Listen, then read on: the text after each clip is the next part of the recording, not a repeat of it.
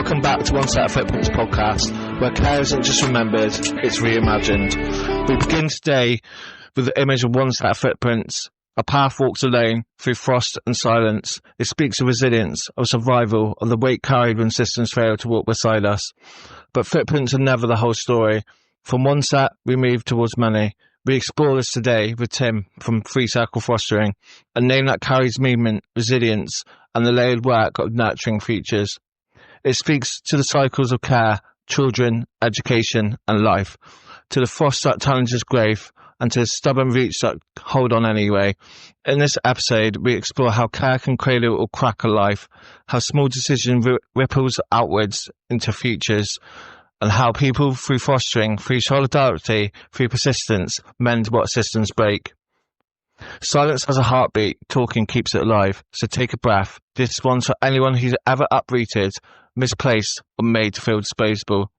I am really looking forward to this conversation because it resonates with me a lot, and sharing it with you guys. I think anyone who's listening who's been in care or has any links to the care system or adoption system will find this really interesting as well. So really excited to have Tim on. Hi Tim, thank you for coming on, mate. It's really nice to speak to you. Really nice to speak to you, buddy. You're welcome. But yeah, I just wanted you to carry on the conversation with what you were literally just saying about your little journey. What made you want to start fostering agency and the state of it was in when you found it? Sure. I should perhaps begin by explaining that I'm a teacher by background, not a social worker. But I was a teacher that found myself working with young people known to social services, and this encompassed children with special needs, children in the care system, young offenders, any children that social services had an interest in or were working with became common ground for me. So I worked as a teacher in community homes with education. And probably that experience when I worked in a very large community home with education, which was a multidisciplinary environment where you not only had a school on site because the children that were referred to us were considered incapable of going to normal schools, but the community home was staffed obviously by residential workers. We had psychologists there, teachers. It was a multidisciplinary approach. And the children referred to us were referred by not only social services, but education staff could also refer them to us, as well as mental health professionals. So these children were assessed invariably as being not capable of being fostered. Their foster placements invariably broke down. They bounced from foster home to foster home. They went into local authority children's homes. Very often their behaviour meant that they were kicked out of those where they were possibly violent, smashed windows and that kind of thing, ran away. And then eventually they will be referred to what was referred to as a therapeutic community. Likewise, from an education perspective, these were children who'd been kicked out of mainstream schools. They then went to special schools, very often for children whose behaviour warranted that. Their behaviour then often meant they were excluded from special schools. They may go into a residential special school and get kicked out of them. So both from a teaching point of view and a social services point, these were so-called end-of-the-line kids that was felt there was no alternative, but they needed a therapeutic residential approach. The mental health professions invariably came in and assessed these children and gave them all sorts of diagnoses, all sorts of psychiatric disorders. And there you had what always fascinated me. You had three disparate professions. You had mental health professionals, education professionals, social services professionals, who all agreed on one thing, even though they didn't know each other. Their cultures were very different. Their training backgrounds were very different. But they all agreed that we'd caught a number of children and young people, and I'm talking about age 11 upwards in terms of the children that I was working with, who were considered incapable of everything. They couldn't go to local schools. They couldn't be fostered. Then the question came when these children then arrived at this very well-resourced community home, which was converted into what they termed a therapeutic community. Then the burning question for me, and at the time I was appointed deputy principal and head of education, so I had to run an on-site school for these young people. But the burning question for me came, What are we now going to do with these young people? They failed at everything in people's view. Are we the answer? If we are the answer, how do we frame that? Because these young people were not going to stay with me until they were well into adulthood. At some point, they had to rejoin the community that had rejected them. And that burning question of, okay, what do we do, has fascinated me ever since. And I knew the local authority response and the adult response, the social workers response and the educationist response was, just keep hold of these kids. You're solving a problem for the grown-ups in simply having these children on site, right? Never mind what you do with them, because whilst you're looking after this group, other children, we can then concentrate on those who can be fostered, who can go to school, and their focus shifted because responsibility had been transferred to us. Yeah, definitely. That never satisfied me. No. Can I just ask quickly as well, because you resonated me massively when you were sat there a minute ago speaking about, obviously, children who'd go from foster home to foster home. That was me. I did precisely that when I was younger. And I'm just wondering now, because I was quite young when I went into care. I was 18 months old when I was put into care. So I'm just wondering now, if I was at that 11 plus age, what would my future have been like, where when I was only a baby, me messing around and playing up at night. I used to go and sleep beside my foster carers' beds. I know my adopted dad, who very luckily for me adopted me when I was 3. Yeah. Had about 4 or 5 months of me sleeping by his bed, acting out and all that lot. And that's me at a young age, not being able to communicate or do anything properly like an 11-year-old can. So I can imagine what that behaviour would be like. So with you talking about these kids 11 plus, I'm guessing they're coming from backgrounds like mine where they have been abused, sexually abused or neglected. Very much so. Yeah, very much so. I mean, the significant thing there is, Matt, is that all kids in care, as you will well by someone, we're infatuated with assessment. And if a child moves from foster placement to foster placement to foster placement, I can guarantee that will be dressed up in terms of the needs of the child. There'll be no criticism of the system. There'll be no criticism about what support did we provide that foster placement, that child within that fostering setting.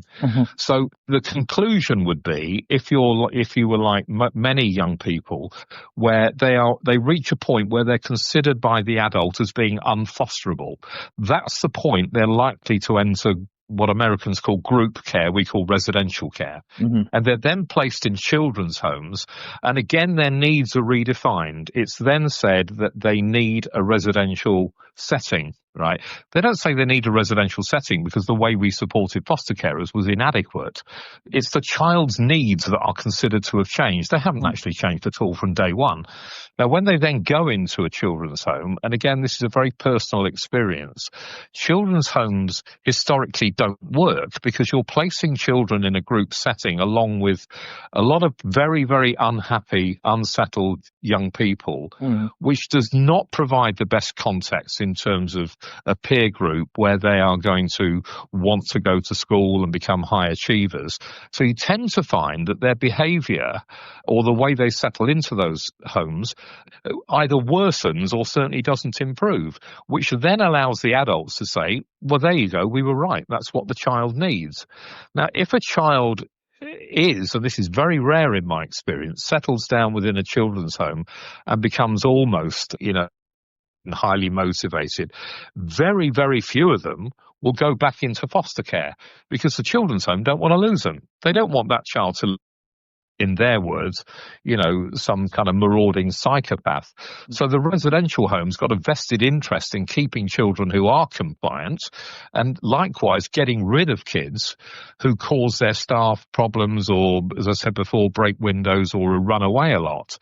And then those children are very often referred by local authorities to highly expensive external provision, which costs thousands of pounds a week, where they move from local residential into private residential care. And we're talking today's costs about £6,000, £7,000, £8,000 a week. And they then end up being re-diagnosed because the social worker needs to get the child entered into that so-called specialist provision. So very often further and further removed away from their communities because fostering has failed as a service. Residential care fails as a service. And again, because the system is based on solving the problems that the adults in the system face, which is high caseloads and this, that, and the other, they breathe a sigh of relief when a director approves thousands of pounds worth of expenditure in Lowenstein's clinic in Southampton or any one of a number of other specialist provisions. I'm not as familiar now as I was 20 years ago with what they are, but they still exist. And most of them, I can guarantee, are full. My central point there is that when a child ends up in that extreme provision, in my view, their needs haven't changed since day one. Their needs are, they need a supportive, loving and stable home environment. Yep. And they need access to education services and a high quality education. Yep. And that remains their needs. And trauma counselling. Well, many of them will need that. They need access to those additional services. You know, young women that have been raped, children have been sexually abused, of course, will need access to those specialist services at a time determined very often by them, not hoisted upon them. And I've worked with many kids who are, you know, they were abused as a child, therefore we're going to push them in front of a therapist to stop them becoming an abuser. Again, a misnomer. The vast majority of kids who are abused do not become adult abusers, but there is still an assumption that that can happen. And I suppose my strength of feeling about a 15-year-old who needs access to trauma therapy, what have you, they also have the right not to be. I have the right as an adult, as you do, Matt, to talk to anybody I want to. And I think that children have the same rights, so we need to listen to them and make them aware that these services are available, not instruct them to necessarily have access, because they may not feel it's the right time. They may need to wait a year or so while other parts of their lives settle down. I agree. I also think there should be some sort of system where it's noted. So I read with my care records recently last year that the judge actually advised me to go do some sort of therapy. He actually sat there because I was adopted with one of my brothers. And they actually have, like, said that all our brothers and my siblings were like islands. Like, you could tell it was affected our mental health and that we were going to need some sort of trauma support when being older. And nothing was put in place for me until I decided to do it when I was older. Well, I think if it was put in place, maybe my life would be different. I don't know. I don't know if I would rebel against it, because I kind of resonate with what you were saying a minute ago. It's got to be your choice. I know I experienced at school doing like counselling at school, and I just rebelled. Yeah. And I think it's that thought of authority and that's being that safe place where you know you're safe within yourself. Yeah. And being care experienced. I think a lot of people who have either been adopted or in care or in foster care probably resonate this if they're listening. You're protected of yourself, and you know you don't trust anyone but yourself, but you're in gut feeling. So definitely. That's your experience, Matt, and obviously mine is with a relatively, I say, small number of children and young people. I've worked with thousands over the years, but if we just move on from that and say, let's look at the care population. We know that most of the care population are in foster care. A much smaller proportion are in residential homes, and something like 20% of all young people in care are placed back within their own families, but still possibly with a care order over their heads. Now, if we look at the outcomes for that group of people, so let's look at what happens to this group of people when they leave care. You mentioned in a previous conversation about the youth justice system and the prison population. I know statistically that only about 1% of all children at the point they enter the care system are known to the police or the criminal justice system. Only 1%. So the vast majority have no previous contact with the law breaking or the police or the courts. If you look at the adult prison population now, 1 in 4 of every adult prisoner in the United Kingdom has been in care. Has a care background. So phrased differently, if you weren't a criminal at the point that you entered the care system, by God, you've got a very high chance that you're likely to be when you become an adult into your 20s. And we're talking about a small population of kids. When people talk about kids in care, there aren't millions of them. There's something like, I don't know what the latest statistic is, but probably 150, 160,000 maybe. And I'm probably exaggerating. There's probably not quite that many in the care system nationally. There's a similar number in schools like Eton and Harrow, and we think of the kids who go to public schools like that as being a very small population. So out of this very small care population compared with the general population of children and young people, they massively feed the criminal justice system.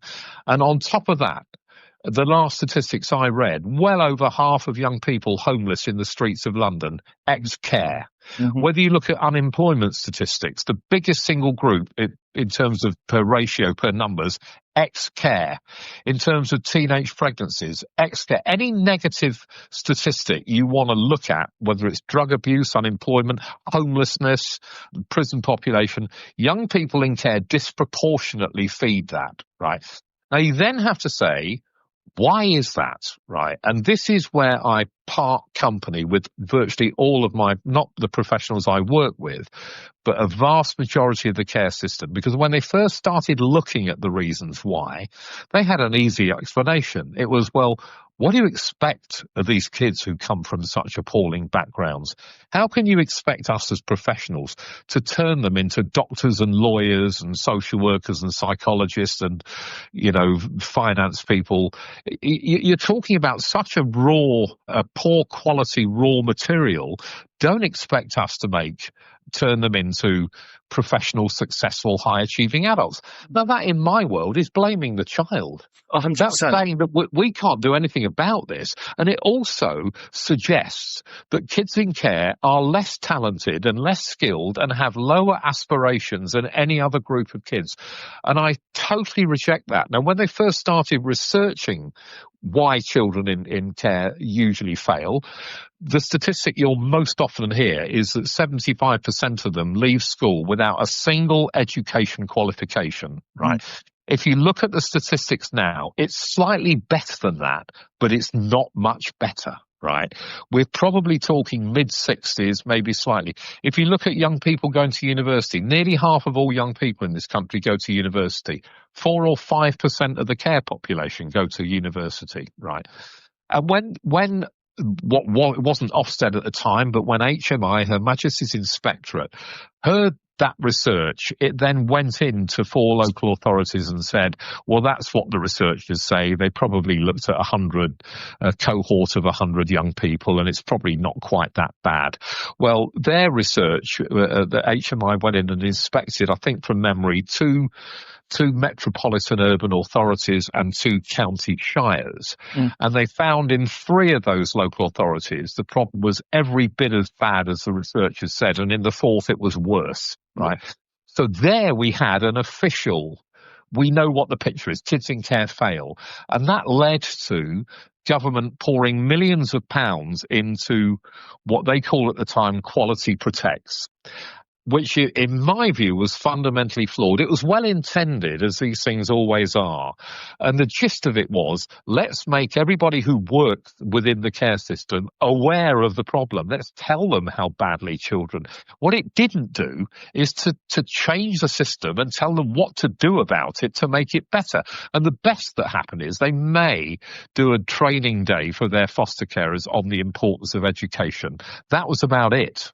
The basic structure of the care system remained as it is today. Now, we then have a situation where that was the original research. It's the child's fault, right?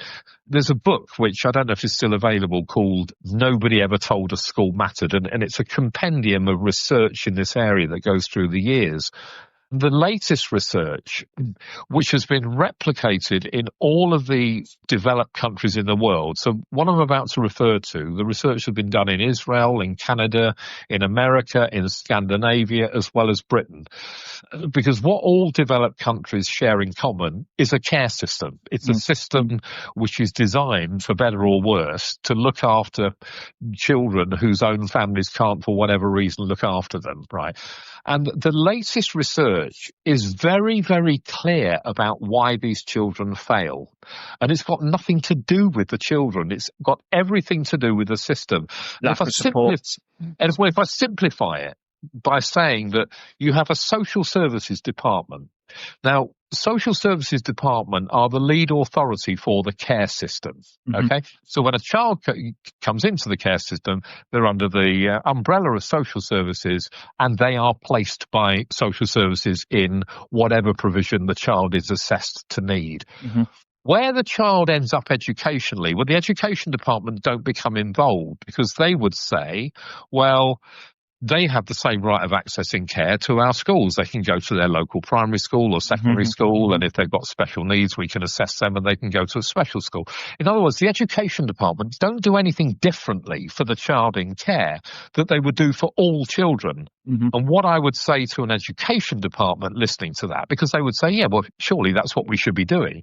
And I would say to them, look at the results of that policy, right? Yeah. It clearly is not benefiting. Anyway, you then go over to the education department, which has a responsibility for all schools, its education psychologists and this, that and the other. And so when they come across a child in care, they think, well, that's not our job. The child in care is the social services department's job. So they don't get involved in placement decisions or the quality of where the child's living or anything like that. When social services hear the word education, to them, it means one thing, right? I always used to say, if there's such a thing as a social work dictionary and you look up the word education, it will say occupied during the day. So you imagine this social worker who's got a caseload of God knows how many, which is where I am empathetic to social workers, right? And they've got a child and the child attends a school. They breathe a sigh of relief. It's less work for them. The fact that child might be failing in the school doesn't bother them. They're occupied during the day. They're not causing the foster parent a problem. They're not wrecking the children's home, this, that, and the other. So the reason these children fail is incredibly straightforward. There's a Professor Sonia Jackson, who's become one of my gurus. I hope she's very much still alive. If she is, she's probably early 90s now. She was the first person to highlight how badly children in care performed in terms of their outcomes. And she summed up this split between social services and education, as she referred to it, as the structural marginalisation of the child. Because if you think about what children in care, what makes them different to my children, to your children, Matt, is they need the input of both departments, not just one, right? So my kids only ever needed the education world because they were never in care, right? If you're in care, you need social services to get their brains around your life and what they're going to provide for you. But there also needs to be an education dimension to that.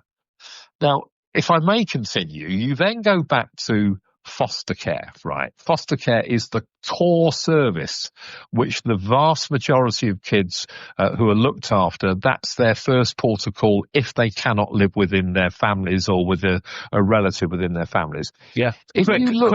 Quickly, Tim, before you move on to foster care, I just wanted to point out a couple of things that you've just stated, because I found some statistics on it and they're shocking. Because obviously you're talking about trauma, poor outcomes, girls in care. Girls with care experience are at greater risk of sexual exploitation, early motherhood and criminalisation. People in care, you're more like a 2024 report found that 52% of children in care had a criminal conviction by the age of 24, compared to just 13% of those who did not attend care or been in care at all. You're obviously talking about criminalising behaviour, so obviously like smashing things up. I used to do that in my adopted home. That's more likely to be criminalised in the foster care background. That happens a lot. Minor damage to property, smashing things up, smashing mirrors. There would be more criminalised than what it would be in just a normal family home. So you are under a lot more scrutiny, shall we say, in care, and you're a lot likely to have a bad outcome if you're in care, just by being in care, let alone talking about all the lack of support and everything that you're stating now. Absolutely.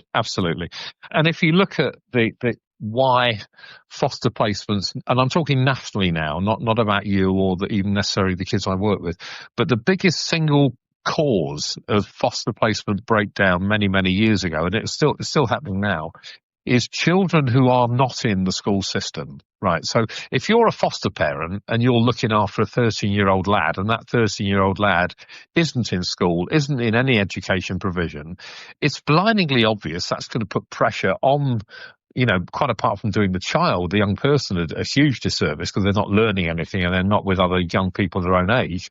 But it's also going to put a great deal of pressure on the foster placement, particularly if they're a single carer, and the community. And very often foster placements break down because education is so poorly provided for, because it's not the responsibility of social services. Mm-hmm. And what we found,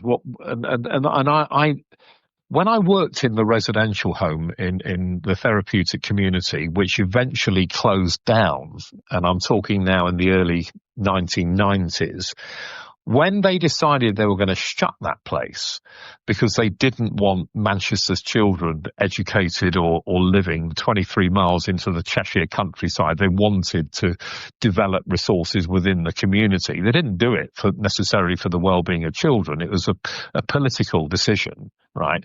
And by this time I was the principal, because I was deputy principal when I started and became acting principal and oversaw its closure. And they did what all these places do when anything shuts down. They shoehorned as many children into local children's homes or wherever, and some of them were fostered, others weren't. And we were left with about 29 children who had nowhere to go. And that is where my revolution started, because I was running this on-site school and I got all those kids together one summer in the June. And I said, because it took about 18 months to actually shut the place. And I said, when the teachers come back in September, there is no school here.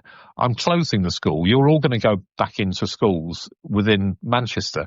And you're not just going to go to any old school. You're going to go to mainstream schools. And I changed our staff overnight from on-site teachers to support teachers. And we phoned and begged schools favours. And we said, look, in some schools, we found schools were like people. Some couldn't do enough to help you. Others didn't want to know. Some were saying, if you come with me with the child, handcuffed to the child, we'll give them a chance. Others will say, no, we'll take them. And as long as we know where you are, they can come here. When we did that, we had school places for all of those 29 kids. And it wasn't straightforward. It wasn't easy. But it became what was known locally as the Manchester experiment. Because if you think about what we'd just done, we'd put kids back into normal schools that we had hundreds of assessments telling us it was impossible. They were with me because I was told they couldn't be educated in schools. They couldn't be educated in special schools. When they started going to school, the social worker said, oh, well, they're going to school now. Maybe we should think about fostering, because the reason the foster placements kept breaking down because they'd never go to school.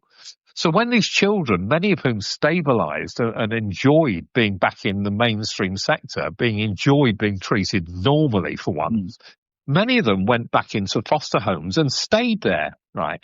Now, the critical thing for me, and some even went home to the mums and dads, and we actually ended up with about 5 kids who moved with me to a very small residential home with an on-site school. And I refused to open the school. We just put those kids back into a normal school, and we flooded them with support. And one, I'll never forget, we put 2 teachers on 1 child in a primary school. Now, the director of social services or someone said to me, right, my God, that must cost an awful lot of money. 2 teachers, full-time teachers, supporting 1 lad, right, in a primary school. And I said to him, you work out the cost of not doing it. Because had that child not gone into school and stabilised and became okay, he actually ended up with a job working for the city council in the direct works department. But if he had have ended up at some therapeutic clinic way down south or somewhere, that would have cost £8,000-9,000 a week. And if you look at that over 52 weeks, that would employ God knows how many teachers. Well, so that's one thing. I'm glad you raised this, Tim, because that's one thing I'm trying to raise with my local council and advocate for change around it, is the cost of doing nothing for these kids when they're young. Yeah. Because people don't think about it.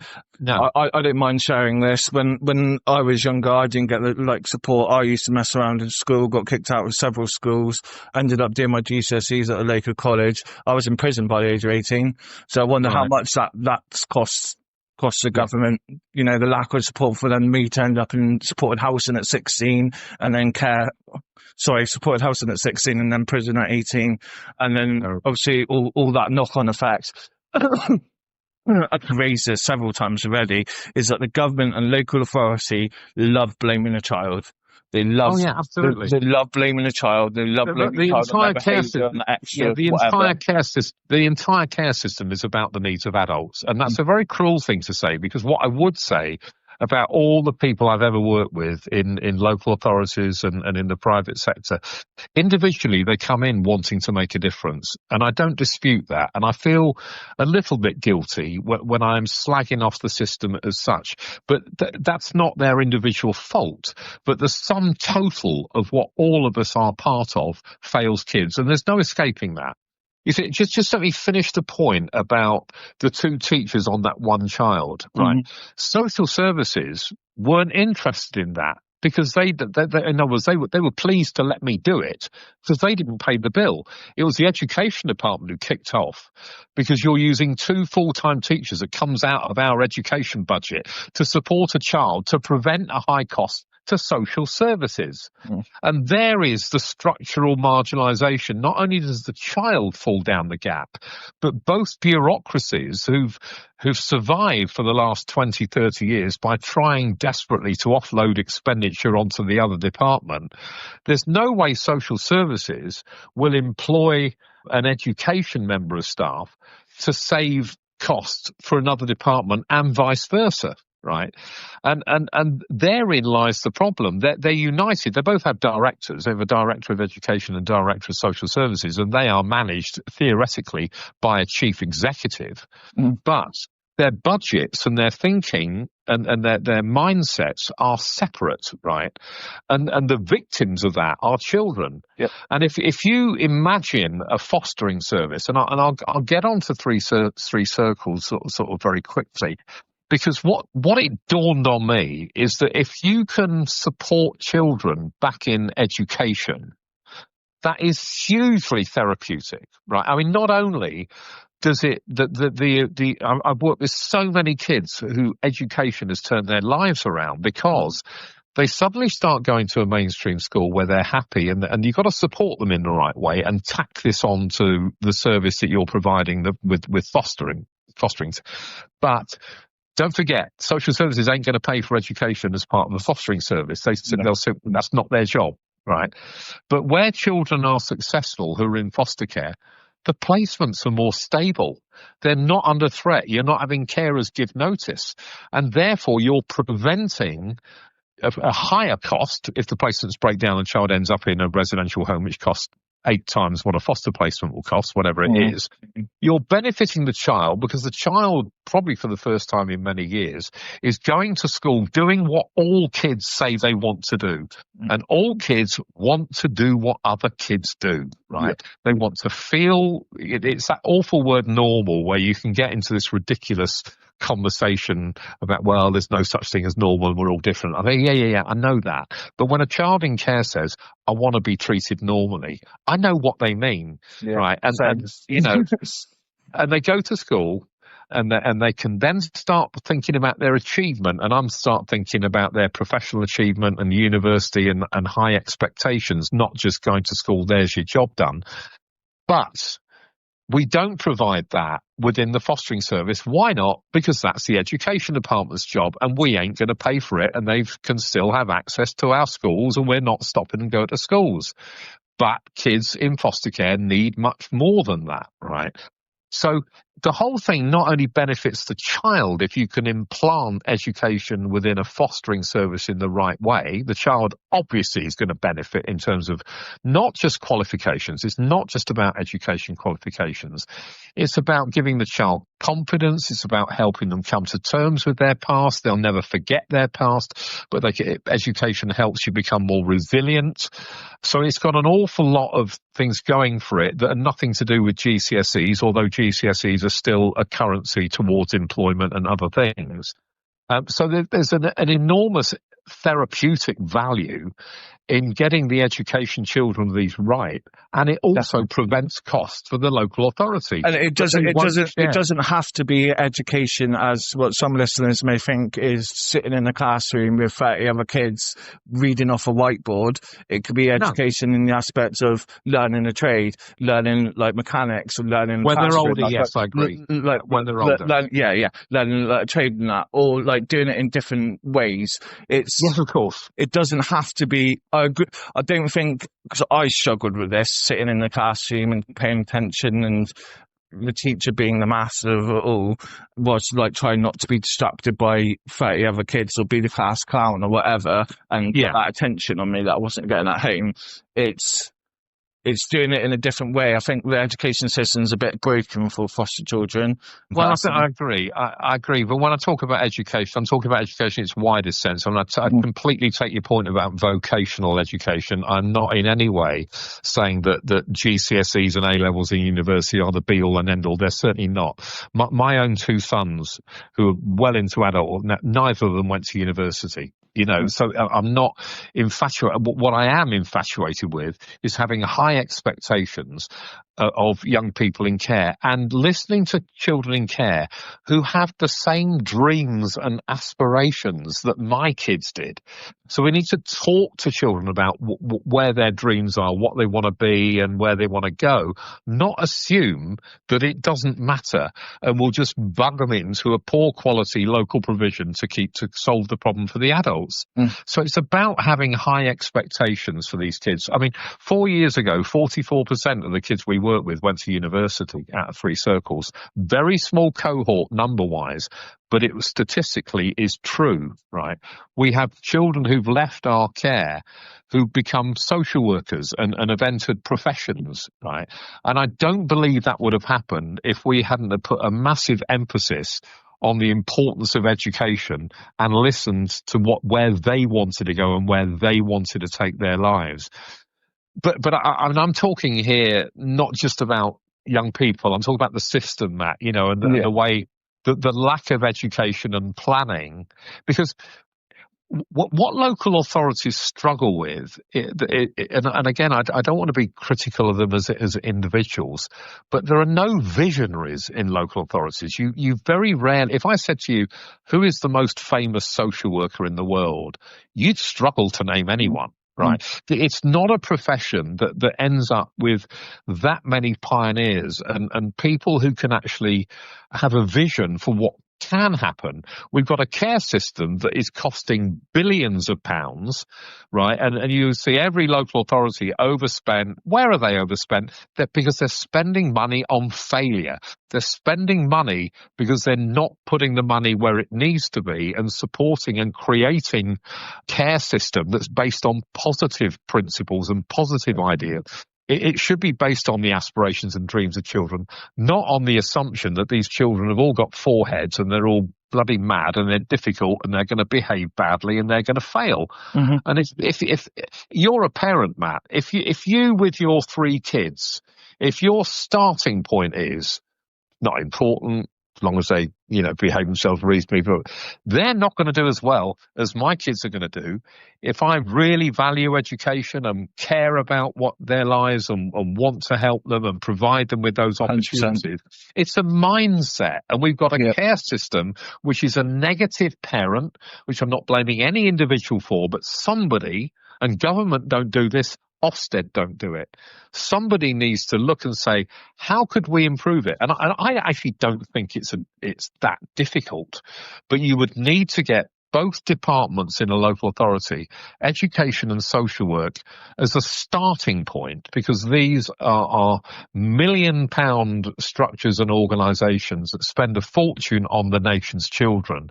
But you also then need to introduce your mental health professionals, your therapists and your counsellors in the equation, but not as a core part of the service, because many, many kids don't need it. And you'll find that many kids who succeed, and do you know what? There was some research done a few years ago that actually said, okay, Matt, Tim Walker, you can say, yeah, all these kids end up in prison and they're unemployed and they're homeless. Let's actually look at kids who were in care, who succeeded, right? And there was some research done, and they looked at 130 people who'd been successful, but they'd lived their entire lives in the care system. And they defined success in a very interesting way. You had to own your own home. You had to be in professional employment. Now, owning your own home isn't an attack on people that rent. Most people do rent these days. Nothing wrong with that. But if you own your own home, you're probably not poor. You're probably not in the poorest demographic. Yeah. If you, in terms of a profession, if you work as a professional, if you're a doctor or a lawyer, right, it's no better in my eyes than working in McDonald's, but you cannot be a professional doctor, lawyer, social worker, teacher, what have you, without having had a high level of success in the education one. The third one was fascinating. They wanted to identify people who've been through the care system who were in what they defined as successful personal relationships, because we know that when young people leave the care system, and even when they're in it, they actually find it very difficult because of their trauma and abuse and everything else, to trust other adults. It's a big deal, right? So if you could find also a group of adults who were in what they defined as stable personal relationships with another adult, that would be fascinating to look at what was specific about that group of care leavers that made them different. And they looked at it and they said, well, the first thing we thought we would find was they probably didn't all end up in the care system for the same reason. They probably were like nice middle-class kids whose parents all got killed in a car crash. Nope. They found that all of these young people enter the care system because they were abused in some way. They were typical of why all children enter care, right? They then thought that they would be probably the kind of kids who've remained with the same foster parent for years and years on end, probably from the age of 2 right up till leaving the age of 18, whenever they left, right? In other words, they had that stability with the same foster parent. No, they found that many of these had moved from foster placement to foster placement. One doctor had something like 32 different foster placements. It was an absolute nightmare, honestly. And it was like, I had 13, so it doesn't surprise me. Well, I met a woman in Australia, Matt, who'd had well over 100. And I remember she said to me, the thing that used to really piss me off more than anything else, sorry for the language, she said, always used to say I had an attachment disorder. And he said, oh, of course I had an attachment disorder. I wasn't in the same place for more than about 5 minutes. And I thought that is such a brilliant explanation about how labels are put on these kids without any thought. You know, he looked at what did those kids and those adults have in common? Stable personal relationships, employment, owned a home. There was one thing that united that group.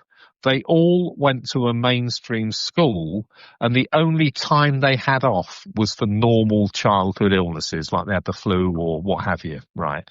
And what that told me was, there's no surprise here. Education, well, you can't end up being a doctor, lawyer, or ground, you know, in what college or school.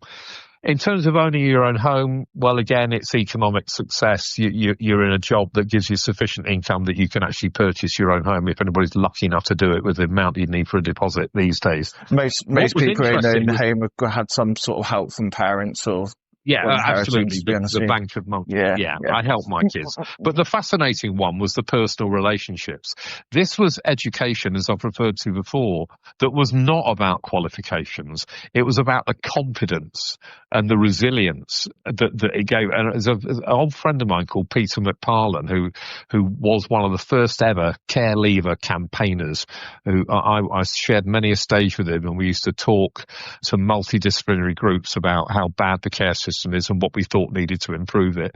And he was on a beach one day when he must have been 15, 16, and bumped into an Oxford University student. And Peter said, I'd love to go to Oxford University. And this student said something to him, well, if you want to go badly enough, you will. And Pete ended up going to Oxford University. And he ended up being brilliant. And that was he was brought up on the streets of London. He was abused by 2 sets of foster parents and had a horrendous care experience. And he used to talk passionately about his dreams, and that he had dreams as a child, and he, which was to go to Oxford University. He ended up with a first-class degree in psychology, I think. He's a clever guy. Completely bonkers. I mean, he phoned me up one day and he gave me a phone number and said, ring this number urgently. And I phoned this number, and it was Buckingham Palace. Just thought it'd be really funny to do that to me. But, but he made the point, and he was in a stable relationship. And I think that the importance of education as a therapy in itself, not as an end in itself, it doesn't solve every problem, but it does. It enhances your home life. It makes you feel better about yourself. It gives you the tool to live as a successful adult without guaranteeing anything. And then if that 15-year-old, 16-year-old then can speak to a counsellor about their individual experience, or they may choose to do it when they're 25 or 36, that's their right, right? Mm-hmm.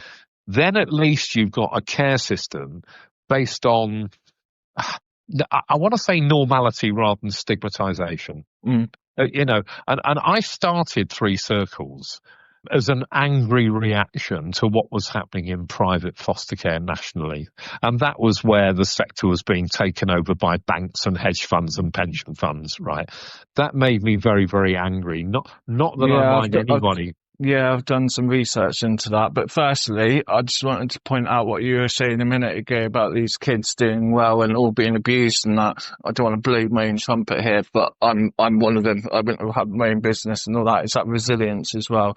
So yeah, I think it's education at the right time that suits you. So I was never one that was going to be sat in the classroom doing essays and things, like mainly because of my dyslexia, but doing essays and things and getting like high GCSEs.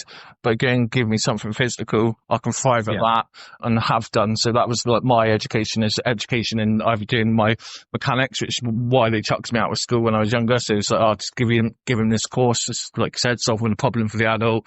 Yeah. So I went and did that course like that. Ended up getting in supported housing and then prison, and then coming out and then actually got my trade and doing like what was right for me at the time, and then getting my like counselling and everything like that right at this time. Yeah. But you're saying, I was going to ask about like funding for foster agencies and like foster care providers, just because how is it like funded then? Is it funded by government? But then you were saying about you get these private banks and that get involved nowadays. Well, no, I mean, there is a move towards foster carers now working for private companies, and I morally don't have a problem with that, because you can have a private company that's got good. A high level of good ethics about it, or you can have private money-making organisations that are simply about making money, right? And again, I don't want to be rude to every private fostering agency in the country. All I will say is that there is a massive swing at the moment where companies are being bought up by other companies, and they're trying to increase their market share. I'm guessing now that roughly half of all foster carers nationally work for a private agency. 30 years ago, it might have been 5%. But there's been a big swing of foster carers joining private companies. And I fell out with most of them over the education issue, because the other organisation that I represent is the National Teaching and Advisory Service. Mm-hmm. And that service, which started off worrying and providing services to improve the education of children in care, was commissioned by many, many private fostering agencies. And when the banks moved in and the hedge funds moved in and the pension funds moved in, they didn't want to pay for that education support. So if you were in foster care in a private age, they didn't want to pay extra money to have you properly supported by teachers educationally. They wanted to add that to their profits. And NTAS, the National Teaching and Advisory Service, we lost virtually all of our contracts with private fostering agencies within a 12-month period. And I swore I'd never have anything more to do with private fostering again, until someone said to me, well, why don't you start one? Well, I didn't have the money to start one, but I did have the knowledge and the laptops and the staff, and I knew people in the sector, and I knew that I could do it, at least to my beliefs and my principles. And so I started Three Circles to try and create something that was very different. And which I feel I've done, but it's a long process and we're not there yet. So what's very different about Three Circles is that we invest in not just our foster carers, but we invest in kids by providing all of the young people fostered by Three Circles with access to the education service, which is provided free to local authorities because Three Circles pays for it, from the National Teaching Advisory Service. We're in the same building. So you've got the beginnings there of a different kind of fostering service. Yeah. So fostering no longer led, managed and delivered exclusively by social workers, but the beginnings of a hybrid activity where social work, good quality social workers are crucial to what you do. Good quality foster care is crucial to what you do, but also education staff. So you've got education staff providing individual input to young people. If they can't read or write, we help them. They may need advice over GCSEs, we provide it. They may want advice and help with university access and what their rights as care leavers are, we provide it. So, and we're attending meetings, we're doing anything we can to enable successful education. And we haven't got any kids out of the school system. All of our kids are in school, which is remarkable. We've got 189 kids, I think, at the moment, 187. All in mainstream school? They are all, no, I wouldn't say they're all in mainstream school. The vast majority are in mainstream school. And those that aren't, because bearing in mind we'll be admitting children with our families on a fairly regular basis, so that they'll all come in different shapes and sizes with different education backgrounds. Some of them will arrive with us without any school to go to. Some will be in a special school. What we don't do is to assume that they're going to stay where they are. So we're always looking to do what the special school sector doesn't do. If you are a child in a special school for children with behavioural problems, very few of those kids ever go back into a mainstream local school. They just don't. They stay where they are. If they bugger around and misbehave, the whole system says, well, told you they're in the right place. And as I said to you before, if they're really well behaved and doing brilliantly, the school don't want to let them go and have replaced by some other nutcase, you know. But we will aggressively case manage that child and make sure that the child's listened to. We're working with the foster parents, the local authority social worker, to maximise that child's education prospects, because it's key to so much, you know. So I'd say that's, look, 187 kids out of how many, 140, 150,000 kids in care. I'm not going to change the world. Three Circles isn't going to change the world. What Three Circles will do is to place its time, money and thinking and intellect into the children that we are here to serve. And we do not, our starting point with kids in care is we'll simply occupy them, as best we can, and then give them back when they need giving back to. Just an interesting fact for you as well, mate. There's 84,000 children currently in care in England. That's just in England. In Scotland, there's 10,000. In Wales, there's 7,000. And in Northern Ireland, there's 3,000. Okay, so just over 100,000. Yeah, so you are talking just over 100,000 people. But that 180 odd that you've got are freaking lucky. And mind my French, listeners, but they are. They are, like, to put their education first, to put their needs first, to put their trauma first, and not to blame them is massive. Not just for their mental health and their own well-being, but for their communities as well, so they are less likely to go out there and commit crime and have an impact on other people. And absolutely, that's what when it's you all mention about, 100. Yeah, don't forget, when you mention 100,000 kids in care at any one time, that in any one year it'll be 150,000, because you've got kids coming in and out of the system all the time. Yeah. But look, I think that, in summary, Matt, I'm not sitting here thinking that I've got all the answers. What I do have is a real sense about the weaknesses and the flaws of the care system, and a total frustration about why this country can't at least debate that and do something about it, because it's not that difficult to do. As far as Three Circles are concerned, we only employ staff here who like kids, right? And many teachers don't like kids, many social workers don't like kids. we employ people with smiles on their faces who think positively about young people and who think positively about foster carers, because it's also about treating them with respect and not seeing them as people who need patting on the head because they bring you a bit of money, right? And we will resource, and, you know, we're buying laptops for our kids and putting money into, local authorities won't do that. You know, some will occasionally, but we're putting our thinking and it's a belief system really. And I don't pretend that we're there yet. One of the problems with Three Circles is that we are private. We need to make more money. We desperately need to expand because we want to put more resources in, not less, right? I mean, I'm lucky. I've got a lovely life. I'm paid for by the National Teaching Advisory Service. So I'm not some kind of saint here at all. But what I do know is that everybody that works in Three Circles is working to the same goal, and that is all about children and young people. And where I sit on that is I'm knocking on a bit now. But these kids that I've worked with since I was 21, 22 have given me so much. And I just want to feel that we're giving something back in a little way where we've got the opportunity to frame things as best we can. But local authorities have the power. Local authorities, individual, they can pull our kids out anytime they like. We don't retain legal control over them. We only have a kind of type of quasi-control while they're with our foster parents. And there's obviously always a turnover. So, yeah, early days, but it's been a great journey, and we've got a long way to go. We're not there yet, mate. Yeah. I just want to ask as well quickly, what happens to your children when they turn 18? Because that's where I'm seeing the big flaw with government, and nothing against Three Circles. I've done a lot of research about Three Circles and really impressed with the way you run them, Tim, especially as an adopted child who was in care. But it's that gap between 18 to 24 is when they start, like, they've lost the support of the foster care, or they've lost the support of the residential care, and then left into the big bad wide world and don't know what to do. And well, there's a couple of things to say about that. Well, far more kids now than ever before stay put. They stay put with their foster carers. So we have the kind of foster carers who do not kick kids out at 18, right?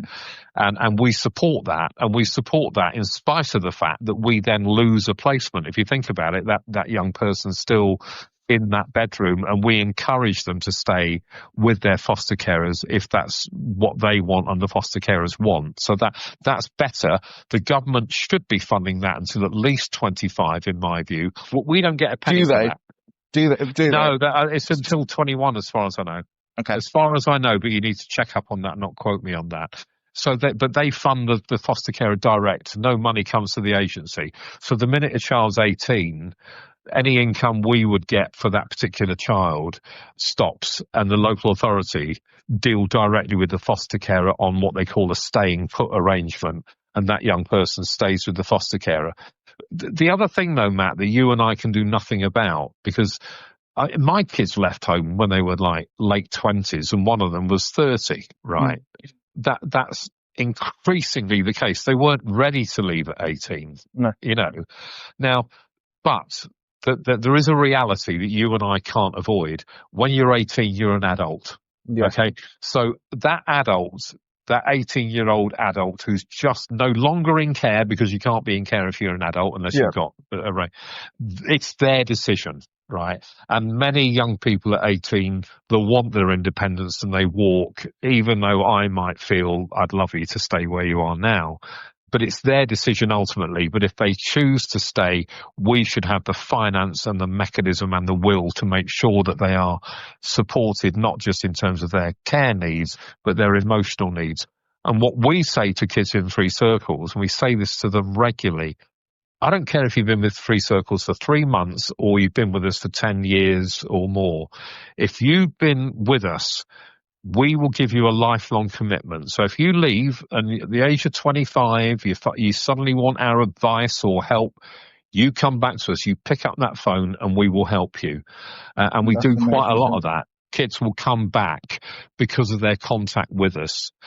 And we'll help them. My own son works for Three Circles. He's done it on a number of occasions where, young people have ended up with real significant mental health crises, and he's been out there with them because they used to be our kids, and we feel that we want them to give them that kind of security and not overplaying it. It's not security like, my kids would have with me, but at least they know there's someone they can turn to, and there's someone there who does actually give a shit about them and their And future. I think every single person in care or foster care or being adopted at some point struggles with identity, struggles with that fact of that feeling of being loved.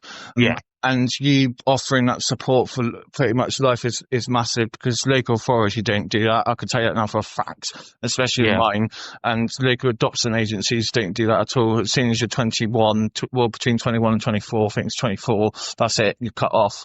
Yeah. There is no support. So it's like just bringing it back to me, because it kind of sounds like you're starting to answer this question, is when people are learning about themselves, because I think everyone who's been in care at some point questions where they come from. Whether they pursue it or not is obviously down to them, but obviously everyone wants to find out who they truly are. So when they are learning about who they are, like I did last year with my care records, and learn about neglect, abuse, and everything that I went through as a child, without any support, without any local authority helping me, and then just getting shoved off by a local authority and saying that we're not answering questions or anything like that, it is very made me feel that I'm at fault for everything. It's my fault for everything. I think, of course, Devon County Council, I will name them because I hate them. I think Devon County Council are aware of that, especially when it seems like they don't like to, or authority don't like to take accountability for their actions. So if they put someone in care and it's gone wrong, or they haven't put someone in care and it's gone wrong, then they're very reluctant to take accountability. So like Devon County Council, I've told you this before, Tim, Devon County Council obviously knew that sexual abuse, well, they had accusations from my siblings that sexual abuse was going on, knew neglect was going on. My biological father got a assessment for his risk against children, got deemed high risk, and then Devon County Council still allowed me to be born into the family, and then within 13 months of getting an emergency care order. And it's the knock-on effects of all that, the costs of all that as well, and then the lack of support going older, learning about it, and it's a knock-on effect and the cost of all that, where if they put the support and education in the first place, it saves the knock-on effects, and the amount of money that they spend, it's crazy. Well, the worst thing for you, Matt, is that it is still, I'm saying visibly, I can't see you, but it's so clearly with you every day. This is not you don't talk about your past and your frustrations with the county council as if I might talk about the fact that QPR lost 10 matches in a row. This is your life, and this is affecting you now, and you will be carrying a massive part of this probably forever. And that is what is so appalling about, your experience and the experience that we're giving young people in care. It's not just about what they do today or tomorrow. This is about the rest of their lives and how they're going to feel about themselves. Therein lies my frustration, because if you look at any council, let's be honest, what are they? They're individual people who apply for jobs, who do that job, who get promoted or don't, or they leave, they're replaced by someone else. And it's all thousands of moving parts who are all trying to work in a very, very flawed, fractured system. But nobody ever sits back and says, okay, with all this money, can we create a better quality care system for young people? And I just want to scream it, because I've done some work with some local authorities in terms of what they call the critical friend. We had a visit who were the commissioner there, lovely woman, was so impressed with what she found here. She said, will you please come to our local authority and talk to both departments, social services and education, and give us, a steer about how we could work better for the kids that are in. And I said I'd be delighted to. I was going to take a colleague of mine. That was about a year and a half ago. I've not heard a dicky bird since. The nice thing was that when they came here and listened to us, they were bowled over by what we were doing. They could see it. They could feel it in the air. They could see the photographs of the kids on the wall, and they saw the smiles and the enthusiasm that people talk about the kids and the staff. And she wanted a little bit of that transported. I don't blame her for not inviting me, because she has to go back to them, the Chief Education Officer, the Director of Social Services, and in effect say, there's some smart arse that we've just met in three circles who thinks that they could improve what we do. Do you want to invite him in and have a chat? And they probably think, oh, bugger that. Because if you're critical of the care system like I've been, you're seen as threatening their jobs. You're seen as saying you failed, and I unashamedly do say to people, I've recently, I'm not blaming you, but you're failing these kids. I'm not blaming you as an individual, but put together, and I'm part of that system as well. We've all failed these kids. Let's grow up and admit it and do something about it. But they never do. This is why I talk about accountability. It's like it's what I'm finding frustrating with my situation now, especially now I've got my local MP involved. I found this out recently when I get my local MP involved. Is they're very quick on to try and change any behaviour issues or anything anything you've been said in frustration or anything like that against you. So like last year when I was talking to Devon County Council, I said it was affecting my mental health, and I said that I wanted to protest and ask where their office was. They've used that in the latest email to me against me, saying that my mental health's bad and that I'm going to go to their office and do something silly, which wasn't the case at all. No. So they'd rather do like discrimination of character than actually take any accountability, which I find quite dangerous, to be honest with you, because It's where's that going to lead in the long run? Like, it's just going to be more money in it, really. Yeah.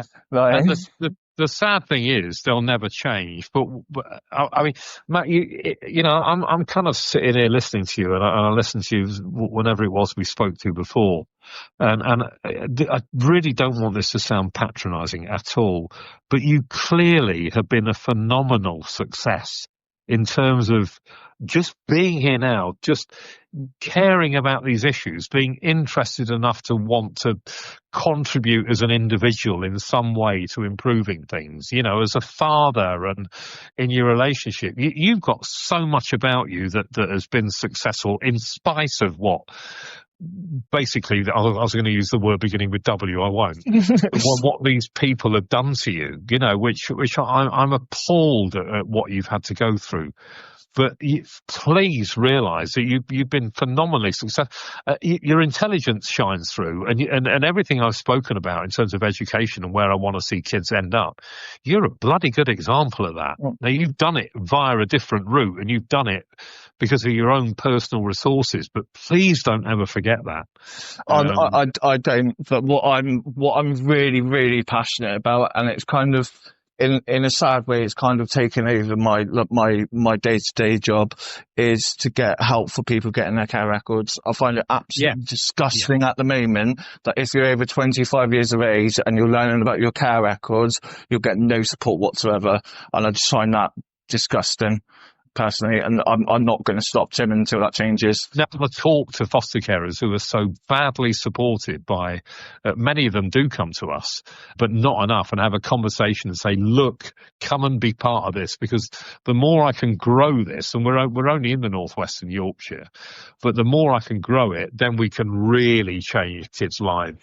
But yeah, no, Tim, it's been great to have you on, mate, and I'm really impressed with what you're trying to do at Free Circles, try and change things. I'm impressed with you too, mate, as well. And listen, we'll stay in touch. I'd like to shake your hand one day, and I'm sure that will happen. Thank you for Tim coming on and talking us through his experience with Free Circles and his teaching experience as well, which I thought was really interesting. Thank you for walking with us from one set of footprints to the many paths that we now share. We have Andy's Man's Cover specials. We had Lena's Fund on recently, which was amazing, talking to Amy. I'm just in the process of editing that, so that's going to be out soon, which is a really good one. I can't wait to share all that with all of you guys. But I just want to say as well, if today's episodes unsettled you, inspired you, or simply opened a question, let it do useful work. Talk about it with someone you trust. Share it with a colleague or a policymaker or a friend. Let it shape how you show up in the community. You can follow Free Circles Fostering and One Set of Footprints online to hear more stories, access resources, and to connect with ways to help. Whether that's volunteering, amplifying loud voices, or asking better questions of the systems around you. Remember, change is rarely sudden. It's accumulated care, small acts, consistent action, and refusing to walk away. Silence has a heartbeat. Talking keeps it alive. Until next time, stay rooted, stay rising, and keep making room for each other, because we are not what the system says we are. We are what we choose to grow. And if you're in the care system and being fostered or even adopted, or if you run your own private agency, We want to hear from you. We want to hear the good, the bad and the ugly, and what you would like to change. Thanks for listening, and speak to you soon. This has been One Set of Footprints podcast. Please like, share and follow the podcast. The bigger the podcast, the bigger the guests.